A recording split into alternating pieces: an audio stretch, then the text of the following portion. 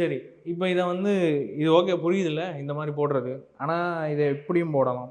எப்படின்னா நார்மலாக ஒரு லென்த் வந்து நான் 100ன்னு அசியூம் பண்ணிக்கிறேன், பிரெத்தும் வந்து 100ன்னு அசியூம் பண்ணிக்கிறேன். இது வந்து நார்மலாக இப்போ நார்மலாக இருக்கும்போது 10,000 அப்படின்றது கரெக்டாக, ஏன்னா லென்த் இன்ட்டு பிரெத் ரெக்டாங்கிளுக்கு தெரியும். இப்போ நெக்ஸ்ட் எவ்வளோ லென்த் எவ்வளோ இன்க்ரீஸ் ஆகுதான், 140 மாறிடுமா. அடுத்து பிரெத் எவ்வளோ இன்க்ரீஸ் ஆகுதான், 130. ஸோ 140 இன்ட்டு 130 எவ்வளோன்னு குயிக்காக சொல்லுங்க பார்ப்போம். 18,200. ஸோ இது ரெண்டுத்துக்கும் எவ்வளோ இன்க்ரீஸ் ஆகிருக்கு, 8200 இன்க்ரீஸ் ஆகிருக்கு இல்லையா.